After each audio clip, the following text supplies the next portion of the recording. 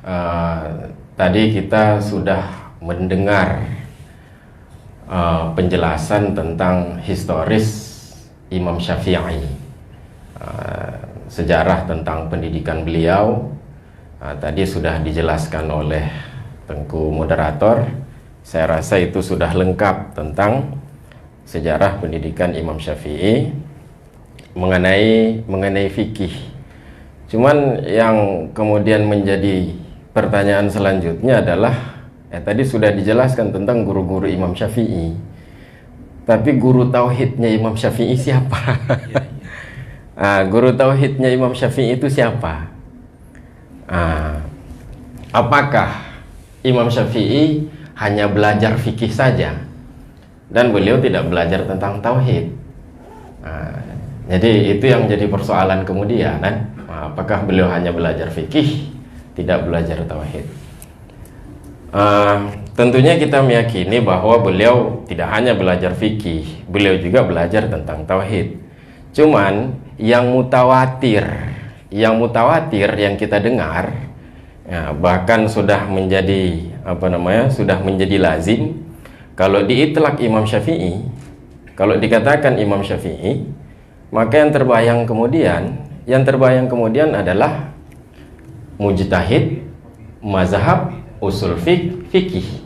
Itu yang terbayang kalau diitlaq Imam Syafi'i. Yang terbayang apa? Mujtahid, kemudian madhab, usul fikih. Itu Imam Syafi'i. Itu yang mutawatir.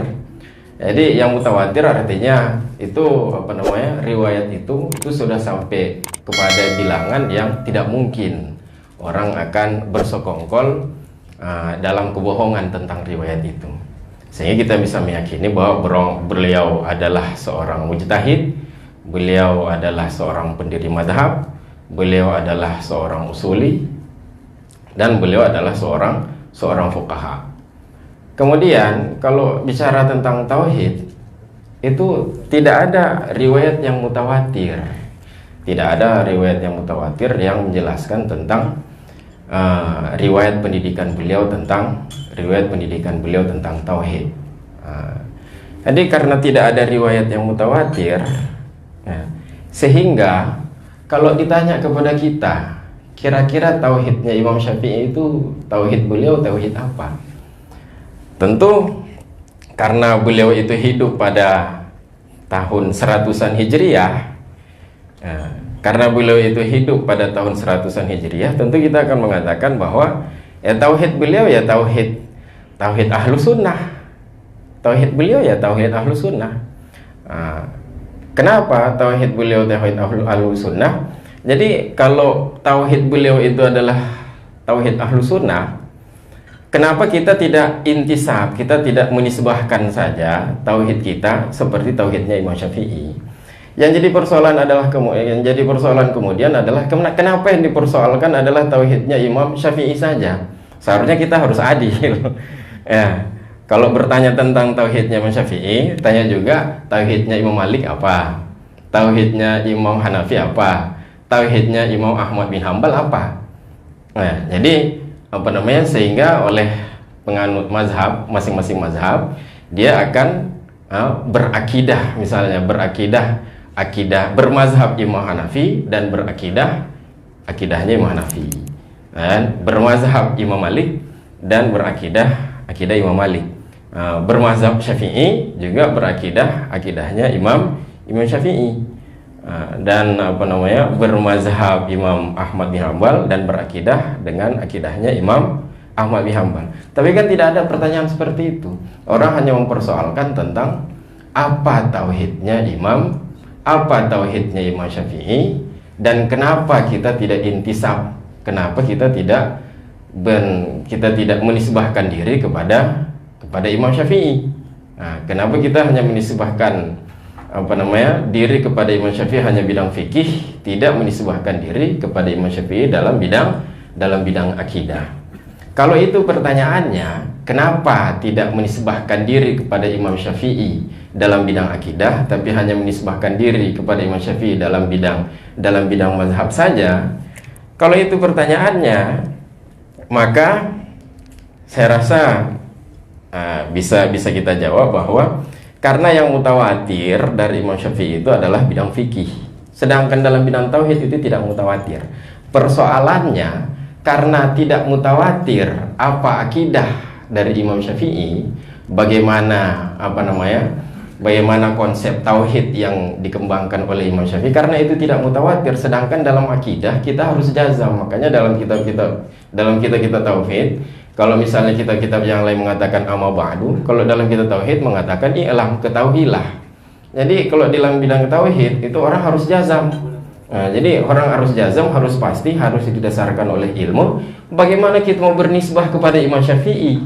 Sedangkan konsep tauhid yang diajarkan oleh Imam Syafi'i itu tidak mutawatir. Kalaupun ada riwayat yang menceritakan tentang konsep tauhid Imam Syafi'i, itu tidak sampai tingkat mutawatir. Dan tidak ada juga karya ilmiah dari Imam Syafi'i, berbeda dengan fikih.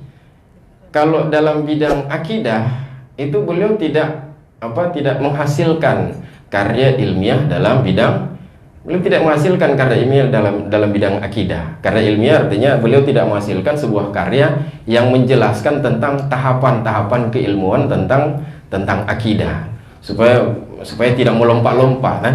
Beda misalnya kalau kitab-kitab kitab-kitab Asy'ariyah, kitab-kitab tauhid Asy'ari, itu kan itu tertata rapi. Nah, jadi tertata rapi dimulai dari penjelasan tentang pembagian hukum, ada hukum akal, ada hukum syar'i, kemudian ada hukum adat, kemudian hukum akal itu terbagi. Nah, terbagi kepada wajib, mustahil, jaiz. Kemudian sifat yang wajib kepada Allah itu ada sifat nafsiyah, ada sifat salbiyah, ada sifat ma'ani, ada sifat ma'nawiyah. Kemudian apa yang mustahil bagi Allah, kemudian apa saja yang jaiz bagi. Jadi semuanya itu dijelaskan secara sistematis, secara bertahap. Kalau kitab-kitab yang diajarkan oleh tauhid Asy'ariyah, tauhid Imam Asy'ari. Jadi karena ini dia diajarkan secara sistematis dan sudah diakui oleh guru-guru sebelumnya, karena inilah yang sistematis, makanya kita intisab kepada menisbahkan diri dalam bidang akidah kepada Imam Asy'ari. Karena yang karya ilmiah yang terpelihara dan dijelaskan secara detail, dijelaskan secara sistematis, itu adalah karya ilmiah yang dari Imam Asy'ari, di mana karya ilmiah dari Imam Asy'ari ini diakui oleh ulama, sebahagian besar ulama Syafi'iyah, bahwa akidah yang diajarkan oleh Imam Asy'ari itu sudah sesuai dengan akidah yang diajarkan oleh Rasulullah, akidah yang diajarkan oleh sahabat, tabi'in dan tabi'in. Jadi di sini kami ada mengutip ada dijelaskan dalam kitab Tabaqatus Syafi'iyatul Kubra. Jadi di situ Imam As-Subki mengatakan, i'lam anna Abul Hasan lam yubdi' ra'yan. Inna Abul Hasan lam yubdi' ra'yan wa lam yunshi' madhaban wa inna ma huwa muqarrirun li madhahibis salaf munadilun amma kanat alaihi sahabatu Rasulillah sallallahu alaihi wasallam. Jadi Imam Subki beliau mengatakan bahwa ketahuilah sungguhnya Abul Hasan al-Asy'ari itu beliau tidak membuat pendapat baru dalam bidang akidah. Beliau tidak membuat pendapat baru, walam yunshi' madhaban, dan beliau tidak membuat aliran pemikiran baru tentang akidah. Hanya saja beliau itu muqarrir. Beliau itu adalah seorang ulama yang mengukuhkan kembali tentang madhab-madhab, jalan-jalan pikiran daripada golongan salaf. Golongan salaf artinya kalau dikatakan salaf itu kan batasnya sampai 300 Hijriah, sama seperti kata Rasul, khairun nas qarni tsummal ladzina yalunahum tsummal ladzina yalunahum, bahwa manusia terbaik itu adalah manusia di eraku, di abadku, yaitu generasi sahabat. kemudian alladzina yalunahum, kemudian generasi selanjutnya, kemudian generasi selanjutnya. Artinya generasi terbaik itu adalah generasi sahabat, generasi tabi'in, kemudian generasi tabi'in. Di mana ulama mengatakan itu batasnya itu hanya sampai 300 Hijriah karena 3 abad kata Rasul. Nah, 3 abad itulah yang dikatakan dengan salaf. Jadi apa yang dibawa oleh Imam Asy'ari, kata Imam Subki, beliau tidak membawa pendapat baru. Beliau hanya muqarrir, beliau hanya mengukuhkan bagi jalan pemikiran daripada golongan salaf, yaitu sahabat, tabi'in dan tabi'in. Dan ini memang sesuai dengan prediksi Rasul. Kata Rasul mengatakan bahwa ya ba'athullah ala ra'si kulli mi'ati sanah may yujaddidu li hadhil ummah dinaha. Allah akan mengutus di setiap ra'si kulli mi'ati sanah, di setiap 100 tahun Allah akan mengutus seseorang yang akan yujaddid, seseorang yang akan memperbaharui, seseorang yang akan, kalau bahasa kita, merefresh, menyegarkan kembali urusan agama untuk umat ini. Jadi kata Allah, setiap 100 tahun itu Allah akan mengutus seorang yang menjadi mujaddid, seorang yang akan merefresh, seseorang yang kalau misalnya seperti HP itu kan kalau kelamaan biasanya kan ada virus segala macam, jadi kan perlu di refreshan supaya HP-nya jangan terlalu lambat kan. Kalau terlalu lambat bisa nanti hang, jadi harus ada aplikasi yang untuk merefresh kembali. Nah, jadi kira-kira kalau diumpamakan dengan aplikasi, maka seorang mujaddid, mujaddid artinya beliau muqarrir, beliau yang mengukuhkan kembali jalan pemikiran salaf dalam bidang akidah, itu adalah Imam Asy'ari, di mana beliau muqarrir, mengukuhkan kembali aliran jalan pikiran daripada salaf. Jadi kalau beliau mengukuhkan jalan pikiran salaf, Imam Syafi'i itu beliau termasuk salaf. Nah, beliau itu termasuk salaf karena beliau lahir di tahun 100-an Hijriah. Jadi karena beliau itu termasuk salaf, berarti sebenarnya Imam Asy'ari itu bernasab kepada Imam Syafi'i dalam bidang akidah. Jadi kalau mau tanya akidahnya Imam Asy'ari, akidah beliau akidah apa? Ya sama dengan akidah Imam Syafi'i. Jadi kalau akidahnya Imam Asy'ari sama dengan akidahnya Imam Syafi'i, kenapa kita tidak bernasab kepada Imam Syafi'i saja? Ya kita harus jujur lah. Mana ada kitab yang menjadi karya ilmiah daripada Imam Syafi'i yang menjelaskan secara sistematis tentang tahapan-tahapan pendidikan akidah? Kan tidak ada kitabnya. Jadi bagaimana kita mau bernasab kepada Imam Syafi'i dalam bidang akidah? Cuman kalau kita bernasab kepada Imam Asy'ari dalam bidang akidah, sama dengan kita bernasab kepada Imam Syafi'i, dan bukan hanya kepada Imam Syafi'i, juga bernasab kepada salafus saleh, yaitu tabi'in, sahabat, dan kepada Rasulullah sallallahu alaihi wasallam. Kalau pertanyaannya adalah kenapa tidak bernasab kepada Imam Syafi'i? Ya tidak ada karya ilmiahnya. Bagaimana mau bernasab kepada Imam Syafi'i? Berbeda kalau dalam bidang fikih.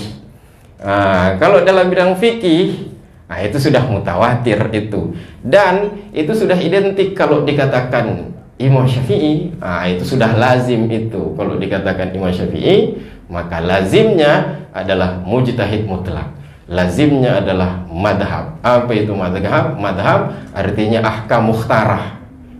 Kalau dikatakan Imam Syafi'i, yang terpikir adalah madhab, jalan pikiran. Jalan pikiran artinya apa? Ahkam mukhtarah, hukum-hukum pilihan Imam Syafi'i yang dikonversi dari teks Al-Quran dan hadis. Melalui apa? Melalui usul fiqh, di mana usul fiqh itu adalah norma-norma yang merumuskan bagaimana cara mengkonversi hukum dari teks Al-Quran dan hadis. Kemudian hukum ini dia akan menjadi kemudian dia akan menjadi fikih.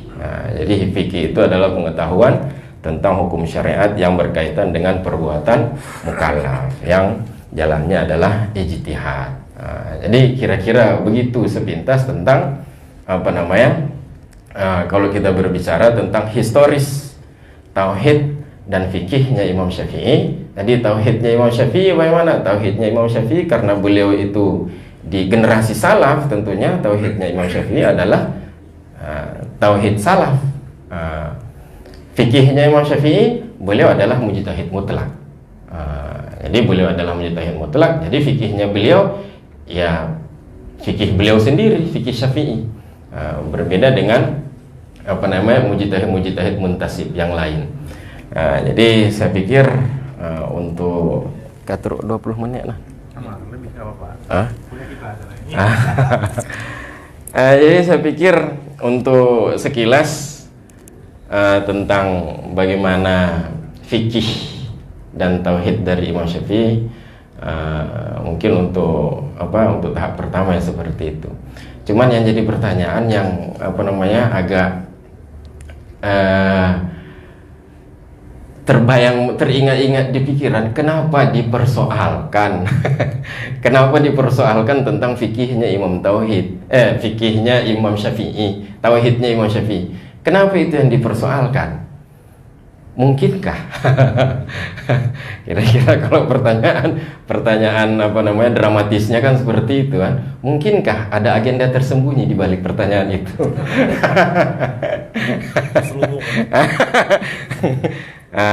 Menyeluruh yakin, agenda tersembunyi di balik itu mempersoalkan.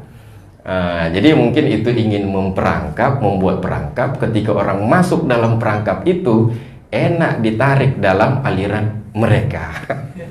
Siapa mereka? Lagi mumpung dalam dadanya.